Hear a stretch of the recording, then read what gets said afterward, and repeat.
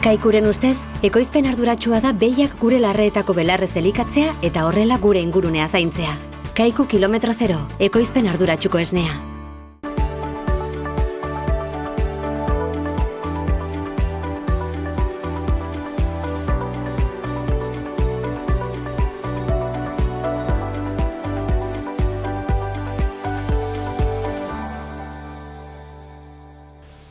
Kaixo eta ongi etorriak Ur eta Lur saio honetara, gaurko lehenbiziko atalean, gurekin Maite Lasarte izanen dugu, bera Nafarroako Latxa elkarteko idazkaria dugu eta elkartearen inguruan zenbait berri emanen dizkigu eta ondotik sindikatuaren atalean Nafarroako Ene sindikatuko idazkari nagusia den Patxiku Irizarrekin egonen gara.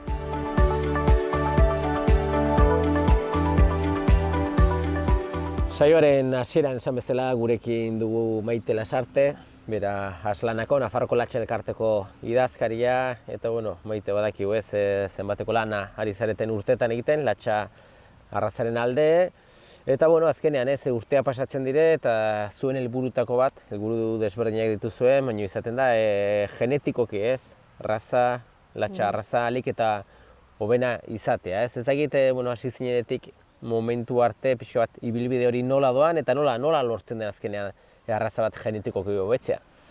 Hori da azkenean elkartearen helburua da Latxaren mantenimendua eta horretarako badakigu artaldeen sostenibilitate ekonomiko oso garrantzitsua dela. Eta bide bat da arraza hori ekoizpen aldetik eta lantzea genetikoki ahalmen handiago izateko, ez? Hortan ibili gara buru belarri, elkartea sortu zenetik, esne kantitatean hobetzen, esne kalitatean, errapen morfologian, eta hori da helburu nagusienetariko bat. Hori nola egiten dugu? Begira, oraintxe momentu hontan, hortan ere berrikuntza bat sartu dugu, ze orain arte, animali bat genetikoki ze ahalmena zuen kalkulatzeko, begiratzen genuena da, animali horrek duen genealogia eta baita ere bere ekoizpena edo bere familiakoen ekoizpena, ahariren baten kasuan adibidez, bere alabek ze esnea ematen zuten ikusiz jakiten genuen ahari horrek ze ahalmena zeukan. Eta baita ere ahari horiek ze inguru giroan ekoizten ari diren. Hiru gauz horiek kontutan harturik baloratzen zen animali batek, ardi edo ahari batek ze ahalmena zeukan karakter horretarako. Hau ere azkeneko urteetan genomika izeneko berrikuntza bat sortu da genetika munduan, esnetako behietan oso implantatuta dago ja, eta gu 2010ean hasi ginen hontan lanean, eta orain ere izan dugu ardi izeneko proiektu bat, iaz bukatu zen, eta proiektu horrek ere ahalmena eman digu sakontzeko, eta gaur egun esan dezakegu Latxako arrazan ja genomika implantatua dugula. Zer da genomika? Esan dudan bezala, orain arte, guk animalietan ez genuen aztertzen animali horrek ze geneak jaso zituen. Bakarrik aztertzen genuen genealogia eta ekoizpena. Orain, genomikarekin, animaliaren geneak aztertuz, gen pila bat, ADN-eko 50.000 puntu aztertuz, odol lagin batekin, laborategira batera eramanez, informazio hori gehitzen da, aurretik esan duan informazioari, genealogiari eta ekoizpenari, eta horrek ematen diguna da animali horrek bereziki jaso dituen genetikaren informazio gehiago. Eta orduan horrekin lortzen duguna da animali horrek genetikoki balio duen bere balioa hobeto kalkulatzea. Eta horrek uste dugu lagunduko digula prezisio handiagokin lan egiteko eta beraz azkarrago hobetzeko. Hobekuntza hori ziurrago edo azkarrago egiteko, eta hobekuntzarako ezinbestekoa dire ardiak, emiak, baina ariak ere, biak uztartu behar dira. Hori da, begira, nik beti esaten dut izaki bizidun batean jasotzen ditugun geneak erdiak amatik datoz eta erdiak aitatik. Baina selekzio programa batean ahariek aztarna gehiago uzten dute emeek baino, eta oso ulergarri da azkenean, guk adibidez inseminazio zentroan baditugu 250 alaba dituen ahariak. Beraz, ahariek orokorrean hartaldeetan ere 100 ardiko 3-4 ahari daude. Beraz, harrek urrengo belaunaldian uzten duten aztarna genetikoa hemenena baino handiagoa da. Beraz, aharietan lan egitea eta ahari onak artaldeetan egotea edo ahari honekin inseminatzea genetikan oso garrantzitsua da. Bai. Eta horretarako, zuek izaten dituzue, egiten duzue froga desberdinak edo saiatzen zarete zuen elkartearentzat, gero inseminatzeko, izatea ahalik eta ahari hoberenak. Ez dakit, suposatzen dut abaniko bat izanen dela eta prozesu egiten zaretela pixut estutzen edo selekzio bat egiten, ez? Hori da, begira, guk egiten duguna da, Nafarroan adibidez, iaz 9.000 ardi inseminatu genituen orduan. Begiratzen ditugu ardi hoien 5%, 7% ardi hoberenak, non dauden, eta ardi hoiek aharra, seme bat baldin badute, arkume bat, aharikoa jaiotzen baldin bada, artaldeetara joaten naiz, ni neu, eta orduan ardia ikusirik, arkumea ikusirik, behin ikusita pedigriz ona dela, ahari horiek inseminazio zentrura eramaten ditugu. Eta horiek dira gero, testajean jartzen ditugunak eta gero mejorantera iritsi daitezkenak eta horren bitartez gugoaz artalde guziak hobetzen. Genomikarekin zer egingo dugu? Hor ere aurrepausu bat eman nahi dugu eta aurten lehenengo aldiz egin duguna da. Lehen esan badut, 7% ardi hoberenetatik aukeratzen genituela ahari horiek, orain zabalduko dugu. Eta begiratu ditugu 10% edo 15% arteko ardi hoberenak. Arkume hoiei, ahariko hoiei odola atea diegu, eta orain berriki martxoan ebaluaketa genetiko bat egin dugu. Jakiteko bereziki ahari horiek ze geneak jaso dituzten genomikaren bitartez. Horrek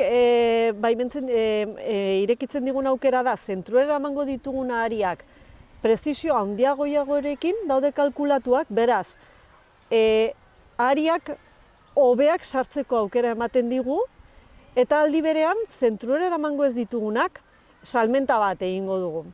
Eta hor ere aurrepausu handi bada. Orain arte bagenekin gure bazkideek, beraien artean ahariak saltzen zituztela, baina orain egin nahi duguna da, ahari hauek enkante ireki batean, Euskadi eta Nafarroko edozein abeltzainendako, latxa ahariak erosi nahi duen edonendako, enkante hau irekia izango da, eta kalitate oso oneko ahariak aterako dira hor. Hau da, izango dira azaroa, urtarrila, otsailean, martxoan, otsailean jaiotako arkume horiek enkantean aterako dira salmentan eta dena dire ahari genomikoak. Bai, orduan ahari oso gazteak, baina etorkizun bat edo pedigri bat, kalitate bat zigurtatua dutenak, ez? Hori da. Oen dela urte batzuk ezinezko izango zen, ez? Iaia, badakigu gurasoak edo nundik heldu den, baina hain gaztetik, hain ona dela ziurtatzea, ezinezkoa zen, ez? Hori da, orain arte genekiena aita eta ama ona zutela. Gero alabik izan arte edo hartaldeetan zukia bere alabak ikusi arte, etzenekien hain ongi ze kalitatu zen ahari horrek. Orain, lortu duguna da, ahari horren balio genetikoa prezisio handiagorekin kalkulatzea. Orduan, uste dugu horrek ere aurrepasua emango duela, ze azkenean hori kalitate hori ziurtatuago dago lehen baino. Bai, hoberenak zuentzako altxatzen dituzuen, noski, elkartearentzat, bazkideentzat, inseminatzeko, eta gainontzeko horiek kopuru zenbatxo izanen diren badakigu zenbat? Hori da, inseminazioa esan dezaket ere nahi duen guztienerako irekia dagola, Baina, enkantean, orain nik uste 40 bat ahari aterako direla, bai muturgorrik, Nafarroko muturbeltzak eta Euskadiko muturbeltzak. 40 bat izango ditugu. Eta enkantea izango da, abuztuaren 15ean, Gorritin, Larraungo, Bailaran. Apirilean, ez? Ez, maiatzan. Maiatzean 15, esan duzu abuztua, bai. Abuztua, barkatu ez, maiatzan. Maiatzen hori da. Orduan, maiatzaren 15ean, Gorritin, ordua ja finkatua da edo... Bai, enkantea 12 erditan hasiko da. Goiz-goizetik ahariak ikusgai egongo dira, eta 10etatik 12tara enkantean parte hartu nahi duten hartzaiek tarjeta lortzeko aukera izango dute, eta 12 erditan izango da. Eta, gehien ordaintzen duena, aharia hartzai horrendako izanen da. Guretzat ere, Nafarro mailan garrantzitsua izan da enkantea Nafarrora ekartzea, Aslanak egindako apostu potente bat izan da, lanaren aldetik eta hau dena aurrera eramateko suposatzen duenarekin, eta espero dugu ongi ateatzea eta abeltzainak hurbiltzea, gure ahariak ikustea, eta interesa egotea ere ahari hauen salmentan, eta horrela hurrengo urteetan ere enkante mota hau Nafarroan izateko. Bai, ikusten da ez, gu ere dozein Udaberriko ferian ere, hemen Elizondon berriki burutu den hortan, ikusten dire ez, afizio hori dutenak, hartzaia direnak, beti izaten da haritarako hori, bista hori, gogo hori, beti erosi nahi, aldatu behar dira hariak ere, eta badakite bereiek ez, azkenean hari on bat izatea etxean garrantzitsua dela ez. Ahari sorta bat, azkenean ahari batek bakarrik ere egiten duen lana murritza da ez, hori da, guk beti gomendatzen dugu, hartaldean dauden ahari guzik onak direla aseguratzea, ze bat txarra baldin baduzu, gero ja deskontrolatzen zaizu ez. Eta guretzat garrantzitsua da, ze badakigu hartaldeen artean salmentak egoten direla, baina egia da ere, guk orain, Gorritxuko enkantean salduko ditugun ahari horiek, gu joan gara ahari horiek ikustera, beren amak ikusi ditugu, oso errape honeko ardiak dira, oso ama eta aita honekoak dira, beraiek ere balore genetiko genomikoa egin dugu eta balore honekoak dira, sanitarioki froga guztiak egin dizkiegu, beraz, salmenta bada, baina oso garantia handiko ahariak dira. Apostu segurua da, eta ez egite beti ere izanen da ez irtera prezio bat, simbolikoki jartzen dela, jarri bar delakoz, baina gudo joanen da goratzen ez? Bai, begira, hasierako prezio ondo 80 eurokoa izango da, ahariko, eta pentsazazu edozein ahariko 5 hilabetetara eramateak kostu hori daukela. Beraz, da, aziduen abeltzainak konpentsatzeko modu bat, eta hortik aurrera, gero jartze bakoitza ordaintzeko prest dagoenaren arabera, igotzen joango da edo ikusiko dugu. Ateratzen den dirua, ez egit, elkartearentzat izanen da, edo nola adosten duzu edo? Bai, printzipioz, izango da zati handi bat aziduen abeltzainari hartzaiari konpentsatzeko, eta gero ikusiko dugun salmenta nola dijoan, denak saltzen ditugun edo ez, gure ideia da, azkenean gu elkarteak beti esaten dugu asoziazion sin ánimo de lucro, gure objektiboa ez da ere genetika saltzea, beraz, subasta honetan kito egiten badugu, gu konten. Bai, eta Gorriti zertaz edo, nola erabaki da herria? Begira, bilatzen genuen leku bat, Euskaditik nahiko hurbil, ongi komunikatua, ze azkenean nahi duguna da Bizkaia, Gipuzkoa, Arabako abeltzainak ere hurbiltzea. Eta lehendik, feria bat edo baldin bazegon, hobeto ez, pixka bat konpletoagoa izateko. Eta aldi beren maiatzan izan behar zen, ze ahariak aukeratu ditugunetik, laborategiko analizia iritsi, balorazio genetikoa egin, hori, maiatzar arte, orain ari gara jakiten ze animalia joango diren enkantera.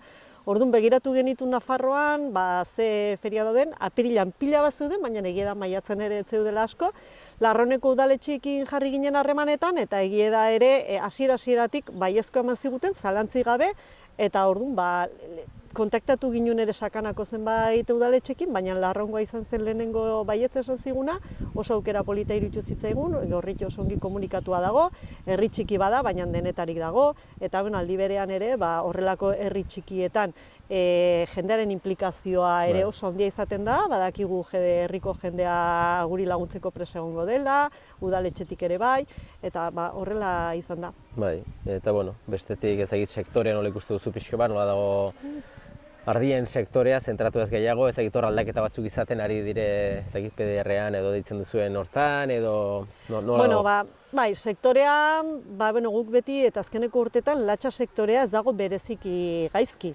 Baina egia da ere, orain denok krisi aldi batean gaude ez, Ukrainiako gerratea gora eta bera, eta orduan, lehen gaien aldetik kostuak asko goratu dira.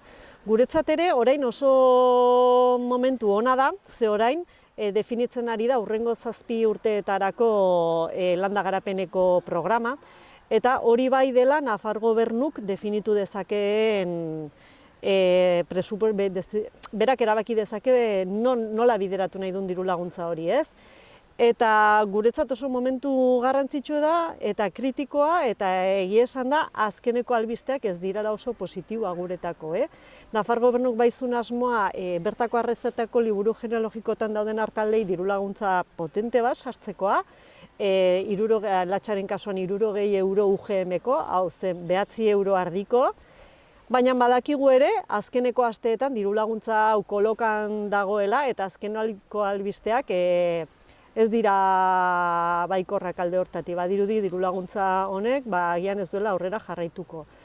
Eta atzo izan ginen Aslanako batzarra eta egie da jendea arduratuta dagoela, ze azkenean egie da beti esan zaigula bertako arraza lagundu nahi direla, bertako arrazako benkutzetan dauden hartzaile laguntza bat eman nahi ziela, latxako plana egon zen, ganaderi estensibako plana bat ere egon zen, baina gero guzti hori aurrekontuetan eta diru laguntzetan bideratzeko momentua iristen denean, egie da ikusten dugula zailtasun asko izaten ari garela.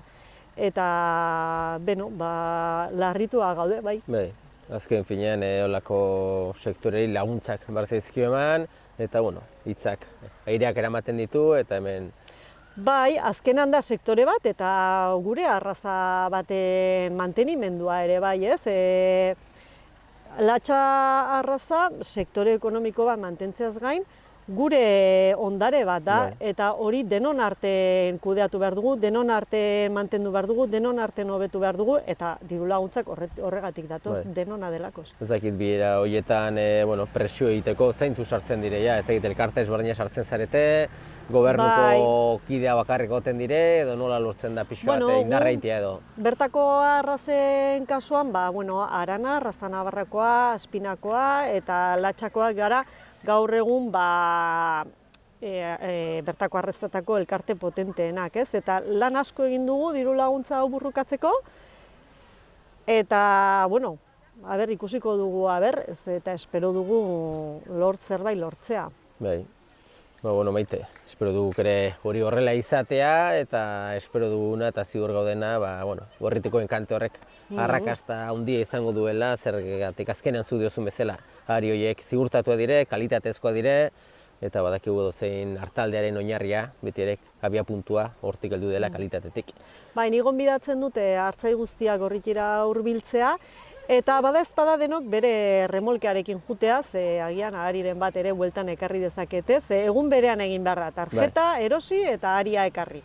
Orduan, espero dut hartzaiak hurbiltzea, gure genetika ikustea, gure ahari motak ikustera, eta erostea ere ze azkenean, etxean frogatuz ikusten da ahari horiek barrutik dituzten geneak, ez da bakarrik morfologia. Eta gogoratu ez azkenean edozein pertsonarentza dena, ez dela bakarrik Aslanako elkartean dauden hartzaintza, baizik edozein pertsonarentza. Erabaki hau ere guretza garrantzitsua izan da, guk esaten dugu beti latxaren hobekuntzan lan egiten dugula. Eta orduan gure bazkidei ematen digu baliabideak inseminazioaren bitartez hartaldeak hobetzeko, baina Aslanatik kanpo dauden hartaldeen difusio hori ere oso garrantzitsua da. Eta enkante honen objektibo bat hori da, ez? Aslanatik kanpo dauden hartzaileei ere genetika ona beraiei hurbiltzea eta beraien disposizioan jartzea.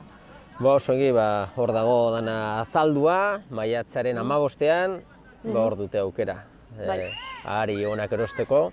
Eta bitartean, zuk ere ongi segi eta egonen gara aurrerago. Mila esker. Eskerrik asko zuei. Kaikuren ustez, ekoizpen arduratsua da gure abeltzain guztiei, handiei naiz txikiei, laguntza bera ematea. Kaiku kilometro zero, ekoizpen arduratsuko esnea. Sindikatuaren atalean gaude, eta badakizue, gaurkoan sindikatuko idazkari nagusia den Nafarroan Patxiku Irisarrerekin gaude, eta konkretuki, Elizondon gaude, zuk esan zenigun bezala ez, asmoa zenuten bulego bat edo egoitza bat martxan jartzeko, pixka bat zuen bezeroak eta afiliatuari harrera hobea egiteko, eta hemen txegode, Baztanen, Elizondon, Amezti elkartean duzu ezuek egoitza jarria, eta kontent ez, azkenean hurbiltxe egotea, abeltzainetatik hurbil egoteak, albiste hona ez. Orain dela 2016an itxi zen hemen Elizondon bertan beste toki batean genuen bulegoa eta ikusi zen zerbitzu hori eman barzela berriz ere zonaldean eta hortxe egin genuen Amezti elkartekoekin halako tratu bat, konbenio bat eta hementxe egonen gara, ostegunero, bederatzietatik bietara. Eta, jendeak zer nahi duen, jendeak batez ere gure afiliatuak, gure afiliatuentzat egiten dugu lan, baina, gero, baldin jendea sektorean ere gure gana hurbildu nahi duena eta, gu hemen egonen gara, behar dituen azalpenak eta emateko. Bai, azkenean jenderi kostatzen zaio, ez? Ezagutzera eman behar da, gogoratu behar da hemen zaudetela, eta azken finean zu petxu kostu honetan honat etorriko zara, baina bestetik ere azkenean ez zuen egoitza nagusia edo sedea Iruñan duzue, hor bai teknikari desberdinak ere, abokatuak, pixka bat gauza asko azkenean zu hemen zaude, baina zure babesa edo laguntza Iruñan dago ere, ezin direla gauzak hemen bertan moldatu edo gauza asko beraiekin solastu beharra da, galdetu beharra dire, eta bitartekari lanak ere tokatzen da askotan egitea, ez? Bai, hori da, azken finea, ni honat ordenagailu batekin eta router batekin etortzen naiz, hori da gure erremintak eta gero noski telefono mugikorra, ez? Orduan, zuk aipatu duzun bezala, gure egoitza nagusia Iruñan dago eta han egoten dire gure teknikariak, eta orduan norbait etortzen bada honat zeo zer begitzera edo eskatzera edo galdetzera, aldenean nik erantzuten dut, baina nik ez badakit zeo zer telefono hartu eta hango teknikariarekin kontaktuan jarri, eta hori da pixkat hemen egiten den lana, ez? Norbaite kontratatu nahi duzula, baditu bi teknikari horretan aritzen direnak, nik egiarran ez dakit hori nola egiten den, orduan da, telefono hartu eta bereekin kontaktuan jarri, behar bada, egunen batien ere, unat etortzeko ere, etorri eta ordu hartuta, eta gero, mila gauz, abokatuen kontuak direla, nabe bat egin nahi duzula eta behar duzu ingenieri bat, horrelako kontuak edo paka egin nahi duzula, horrelako kontuak eta egiten dira sindikatuan, haunitz nik ez dakizkit, baina, tarteko bideo hori erresteko, hementxe gaude. Bai, horretarako sindikatuaren barruan zaudete talde bat, eta talde lan egiten duzue, eta batek ez dakina bestea badaki, eta horrela, horrekatzen zarete danak. Eta, pixko bat arazoak edo kezkak, eta kezka baino gehiago beharra momentuan, laguntzen beharra, ez? Badakigu paken diru laguntza eskaerak, epe bat izaten dutela, beti normalen epe bai hartzen da, eta gero epe hori pixoa luzatzen da, ez? Eta momentuan fase horretan gaude, ez? Bai, printzipioz paka joan den astean, apirilean 30an bukatzen zen, baina aurten, Ukrainiako gerra horren egoera berezia dela eta luzatu indute 15 egun. Zergatikan, batez ere, egoera hori dela eta ahalbidetu dute toki batzuetan, batez ere Espainian, probintzi batzuetan, lehen barbetxoan edo guzten ziren lurrak, orain horre landatu ahal izatea, ez?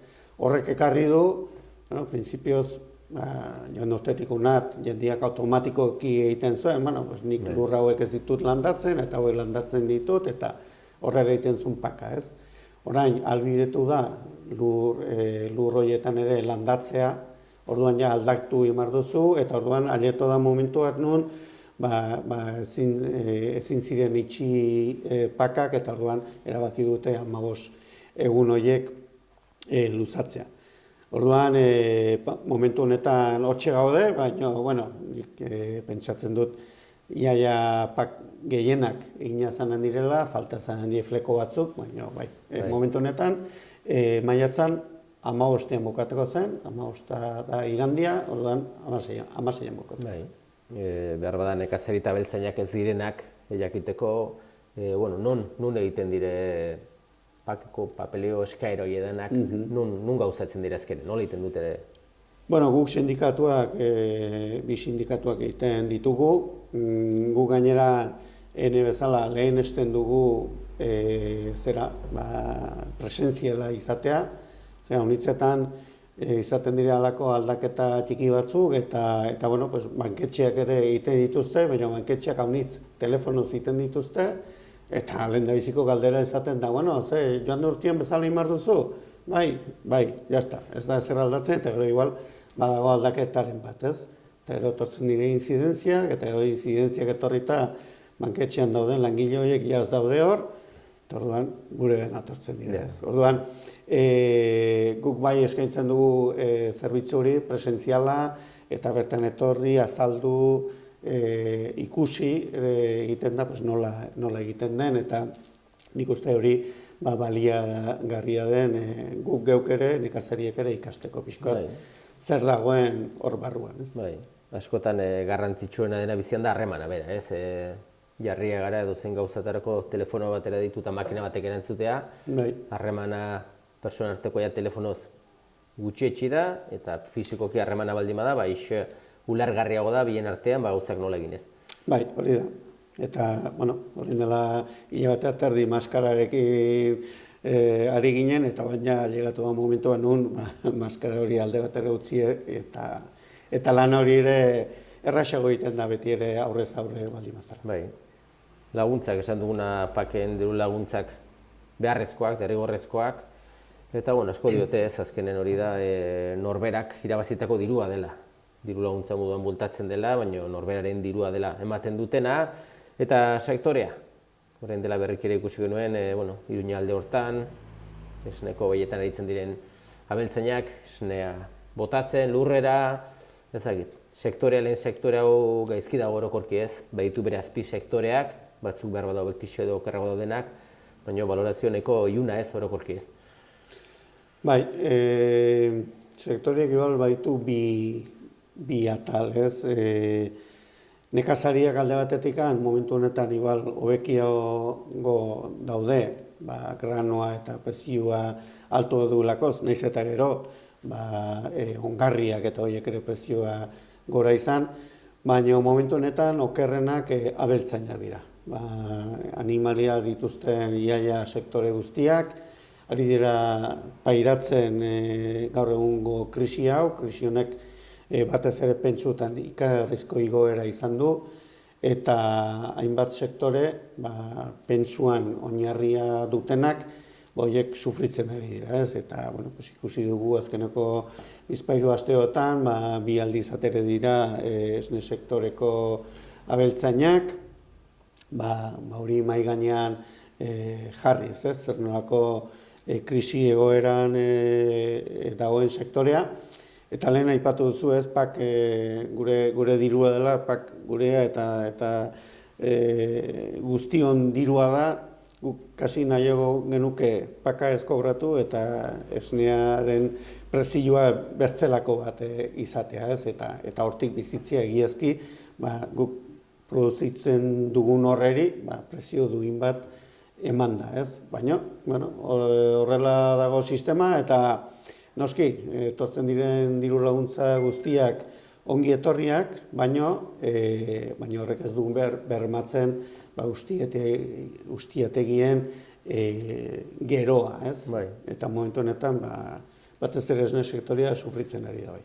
Hori da, ez azkenean, sistema horrela da, eta ez duguna inorrek nahi da, sistema horretatik, bertako aktore printzipalak abeltzainak desagertzea, ez? Abeltzainak poliki ikurre izten joaten baldin bada, azkenen beti ere kanpoko esneaz solastu beharko gara, kanpoko ekoizpenak, eta orduan faltatzen delika benetan faltan botako du gizarteak, ez? Ezagite, iristen da momentu baina irtenbide behar duela honek, ez?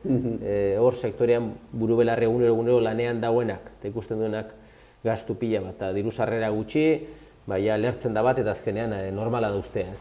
Bai, hor, ez da, nik uste momentu honetan gaudela rekonversio brutala baten aurrean, ez? Horrein dela 30 urte, 1500 ustiategi bat ziren, esnekin ari zirenak, gaur, 155 gara, eta igual hemendik 5 urtera geldituko dire 4. Horrela, gordinki esan da. Eta ez da halako gatazka sozialik gertatuko. Fabrika bat, 120 laguneko fabrika bat isten bada, hori telediariotan eta xaloan ere igual ikusiko duzu ez.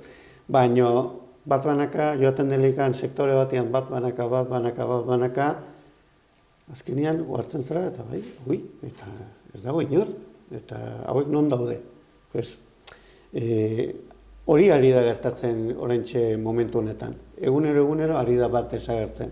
Eta momentu honetan, espada kontrolatzen pixkat, lehengaien prezioak eta lehengaian sartuko ditut, bai piensoak egiterakoan, artoak eta oloak, zebadak, dena delakoak, zeren horre badago espekulazioa kristona, portutan badaude hainbat eta hainbat milioi kilo, ez dituzte mugitzen. Zergatik, mugitu gabe, egunero ari dira dirua irabazten. Egunetik egunera lehen gai horiek gora ari direlakoz. Orduan, horren nolabaiteko regulazio bat beharko zen. Zeren, gero bitartean, guri igo, gero guri bai enpresak eta batez ere distribuzio handiak markatzen baldin badigu ze prezioetan saldu behar dugun esnea, azkenean ari digute bi aldetik itotzen, ez? Eta hor nolabaiteko erregulazio bat sartu behar da. Bai, lei de la cadena alimentaria edo beste lege famatu hori, danak ezagutzen duguna, baina inondik inore ez dena lortzen gauzatzea, ez? Hori da, lege bat 2013an onartua, hortutik onart etzen inolako movimenturik izan, ikusten zen kasi ezinezkoa zela aplikatzea, joan den urtean abenduan hor moldaketa bat egin zioten, eta gaur da eguna nun hori dugun kasik erreminta bakarra gure defensarako, eta hemendik antzinera adibidez lehen ari ginen esne sektoreen inguruan hitz egiten, esne sektore horrek ja eskatu dio Nafarroko administrazioari bilera bat, administrazioa berak ere bide hori hartu eta ja hasi salaketak sartzen, batez ere elikadura kate lege horrek ahalbidetzen duelakoz, ez bada ziurtatzen prezio bat hor salaketa jarri eta nolabait bortxatu bakotxak bere prezio duina eta beharrezkoa ziurtatzeko. Orduan, hori izanen da urrengo pausua. Esnea botatzetik ja pasatuko gara salaketak egitera. Bai.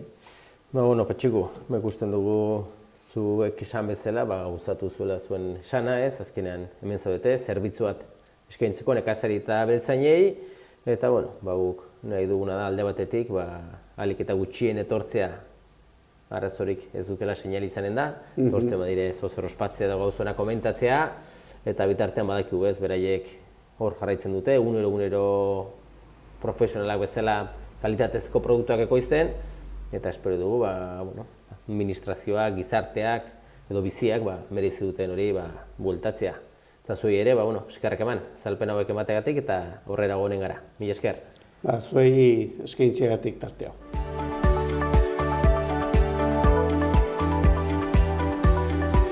Besterik gabe, agur esateko ordua iritsi zaigu eta eskerrak eman zuen arretagatik agurtzen gara datorren saio arte. Ongi segi.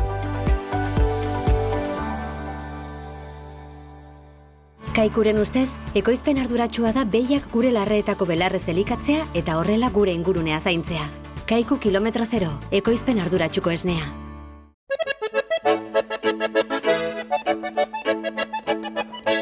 Irungo Meaka auzoan Ola sagardotegian famili edo lagun artean giro ezin hobea. Sagardo propio ekoizten dute, zato aurtengo sagardo goxoaz dastatzera.